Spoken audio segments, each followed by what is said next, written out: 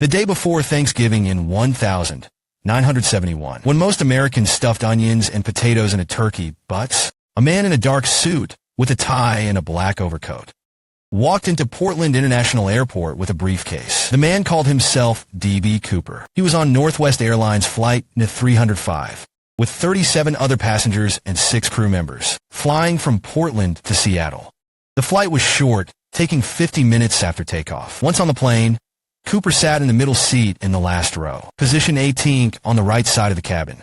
He asked flight attendant Shauna for a smoke and a bourbon. In the 70s, you could smoke and drink on commercial flights, but you had to pay for it yourself. After the plane climbed to cruising altitude, it leveled off. Cooper handed a note to Shauna. The attendant didn't open it right away, just put it in her pocket. Shauna often got hit on. She didn't find Cooper's note giving strange. Schaffner opened the note. It said, "I have a bomb. I want you to sit next to me." Schaffner reluctantly sat next to him. From the open briefcase, she saw several red cylindrical bombs. Cooper's demands were simple. By 5 p.m., prepare $200,000 and 4 parachutes, and a car that can fill the plane with gas. Schaffner hurried to the cockpit to tell the captain. Meanwhile, flight attendant Tina sat next to Cooper. She used a phone at the back of the cabin to contact the cockpit to make the crew believe Cooper opened the briefcase. Inside were 8 red cylindrical objects, a big battery, and some wires. She warned the crew that the plane couldn't land until everything was ready. For the next hour and a half, the plane circled above Seattle Airport. The captain also informed everyone via broadcast that due to weather, the plane had some minor issues. This flight would be delayed for a while, so please be patient.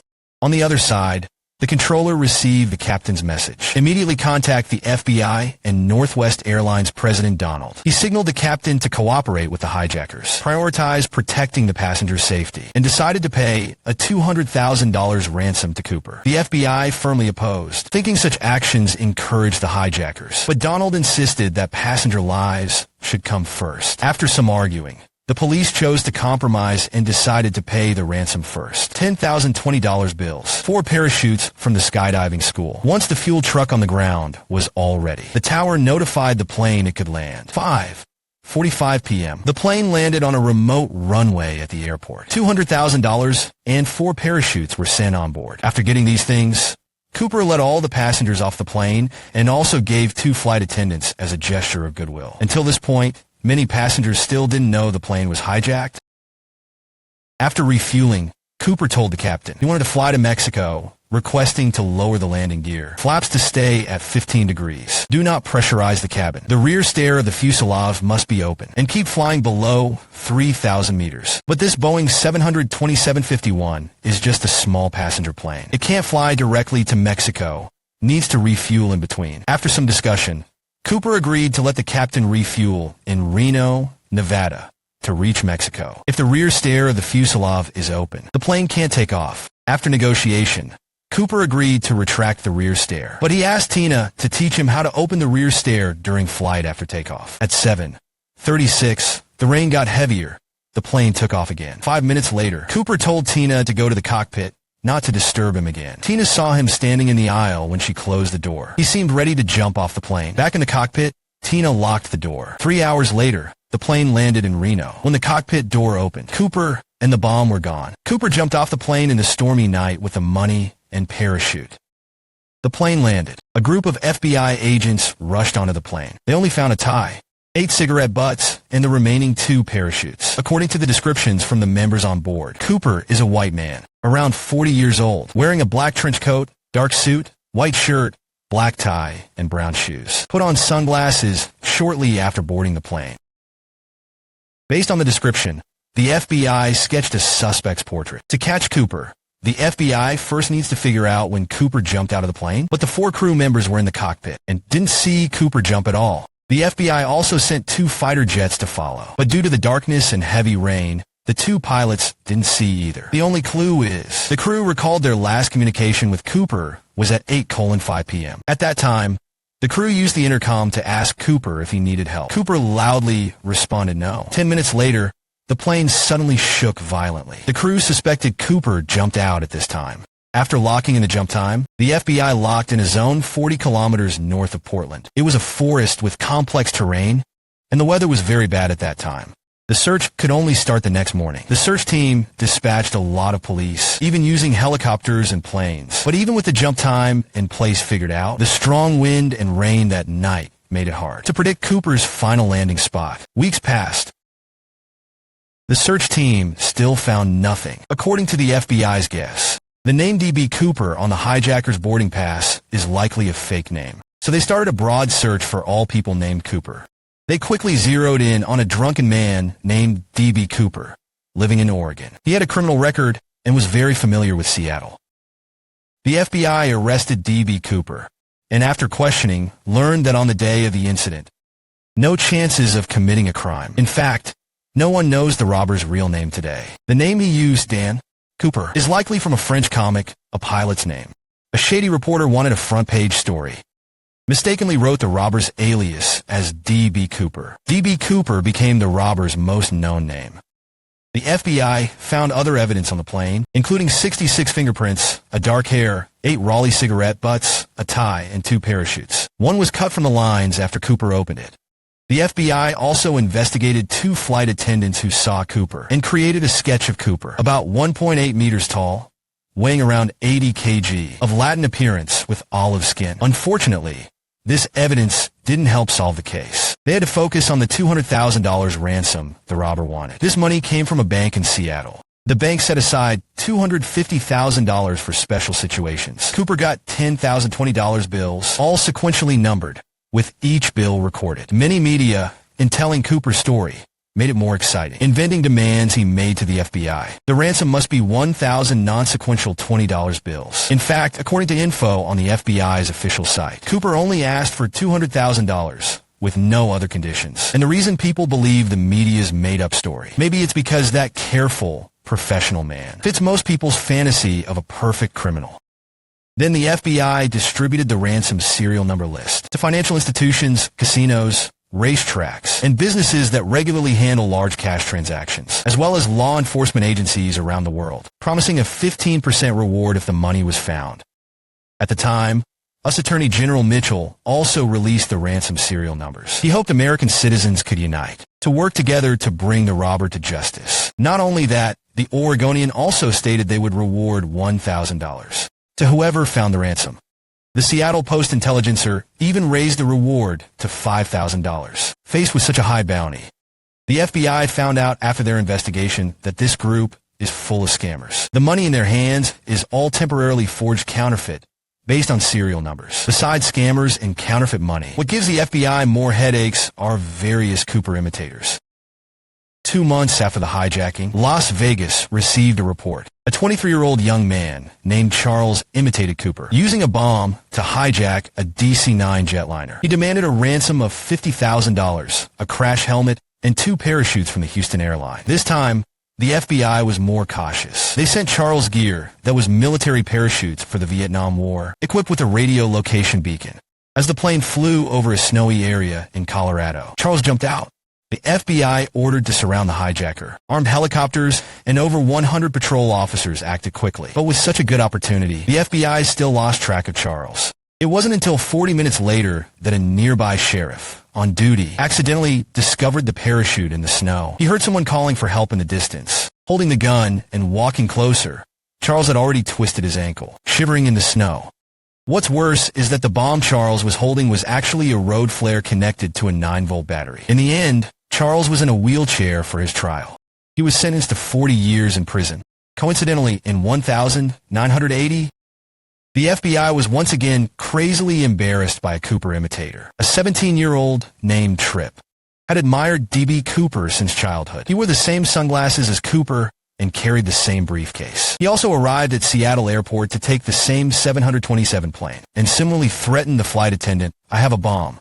However, this time Tripp's demands were even more outrageous. In addition to getting 2 parachutes and $600,000 in cash, he also ordered the FBI to assassinate his damn boss. Tripp endlessly told the flight attendant how terrible life was. The flight attendant comforted him while serving him a drink laced with sedatives. After Tripp finished the drink, FBI negotiators dragged the standoff for 10 hours. Tripp was tired and hungry and couldn't hold on, so he lowered his demands. Just a taxi and 3 cheeseburgers. The FBI didn't expect the robbers' demands to drop so low. FBI ordered to quickly send the cheeseburgers on the plane. After eating 3 burgers, Tripp got off the plane, ready to take a taxi home. At that moment, 3 FBI agents rushed up and grabbed him. Later, the FBI discovered this guy didn't have a bomb at all. And after hospital evaluation, it was found Tripp had an intellectual disability. His mental age was around 10 years old. Tripp didn't go to jail. Instead, he was sent to a developmental disability home in Washington State.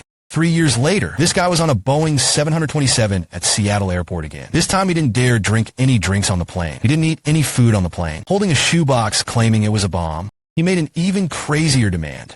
Take me to Afghanistan. The reason is that the Soviet Union invaded Afghanistan. America actually didn't send troops. He wanted to challenge the Soviet Union himself. The FBI sent people to negotiate with him again. They persuaded him to go to California first. When the plane arrived at the California airport, Tripp was shot dead by the FBI for forgetting to pull the curtains. After checking, there were still no bombs in Tripp's shoebox, only a bunch of crumpled waste paper. After the Cooper hijacking case, there were a total of 15 copycat hijackers, but none succeeded. And for nearly a decade, there were no more clues about Cooper. Although the FBI still couldn't find Cooper's body, they concluded that even an agent couldn't parachute with $200,000 cash in a winter night downpour and then face a jungle full of cougars and bears after landing. Agents determined that Cooper was already dead. On February 10, 1980, a family was on vacation by the Columbia River, 27 kilometers from Cooper's drop zone. An 8-year-old boy, Brian, was digging a fire pit when accidentally discovered 3 bundles of $20 bills, totaling $5,800. FBI investigated and identified this money as part of a ransom. But oddly, the location of the bills was upstream from Cooper's jump site. The money couldn't have drifted upstream from the Columbia River, and these bills were severely rotted. But the rubber bands binding the bills were intact. After testing, this brand of rubber bands can't last more than a year outdoors or in water.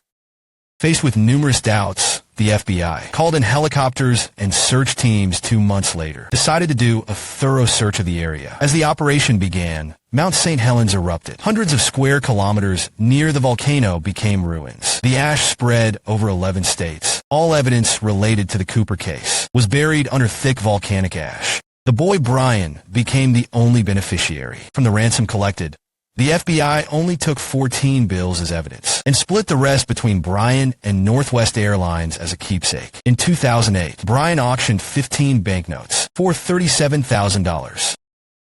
By this century, with technology's growth, the case got new clues. DNA was found from the tie back then, but couldn't prove it was Cooper's. And the 8 cigarette, but most likely to hold DNA, were lost by the agent comparing bite marks back then. Soon after, a paleontologist in Seattle, Tom Kay, formed a citizen detective team. They found bismuth, aluminum, titanium, cerium, and strontium sulfide debris on Cooper's tie using an electron microscope. In the 70s, these elements were very rare, likely from a metal plant, chemical plant, or Boeing. Based on Cooper's knowledge of the plane during the hijacking, he was likely an employee of the airline. First, the Boeing 727-51 he picked was the most ideal escape aircraft. The rear stairs were a jump-off, and all 3 engines were at the back. The skydiver won't be caught in the engine. Next, he asked the captain to lower the flaps by 15 degrees. This can achieve low-speed flight. He also clearly knows the time needed to fill this plane with fuel. The level of professionalism is evident. On the other side, the FBI also received a message. Someone reported that his brother Kenneth might be Cooper. Kenneth was a paratrooper in World War II. At the time of the Cooper case, he was 45, age matched. He had worked as a mechanic and flight attendant for Northwest Airlines. When the FBI brought the flight attendant to identify the suspect, the attendant said Kenneth had too much hair and was taller and skinnier than Cooper. Kenneth was also excluded from suspicion. By 2006, after Kenneth passed away, his family discovered he had $200,000 in his bank account. After investigation, that money was relocation compensation, not ransom. The FBI investigated over 1,000 suspects in 40 years and finally narrowed it down to 13 suspects closest to Cooper. These people are all different, but any of them could be Cooper. Was Cooper really over 40 during the hijacking? Did he wear makeup or disguise himself? Do memories of crew members get mixed up under extreme fear? No one knows. Although Cooper was described by reporters as a dirty con man, he dressed well, spoke spoke like a gentleman, wore sunglasses on a rainy day while parachuting in a trench coat, and won the admiration of many Americans. Cooper's image appeared in newspapers, magazines, and on screen. Even inspired characters in American shows like Prison Break and Loki. Not only that, Cooper didn't harm anyone during the hijacking. Instead, he helped push airport security systems to improve. Boeing added an airflow blade outside the plane doors to ensure the doors can't be opened at high altitudes, and named this blade the Cooper Lock. They also installed a peephole on the cockpit door to observe conditions in the cabin. In 1973, the FAA started requiring airlines to search all passengers and their luggage. The airport security system, we know, was born from this. The FBI investigated the Cooper case for 45 years. Finally, in 2016, they declared it a failure. The case was officially closed. They uploaded and released 71 files on the official website. Cooper became the first person in history to successfully hijack a plane. Did Cooper die? Is there a real Cooper among the suspects? How did he escape? Maybe we will never know the whole truth. But there's no doubt he has become a legend. The stories about him will continue.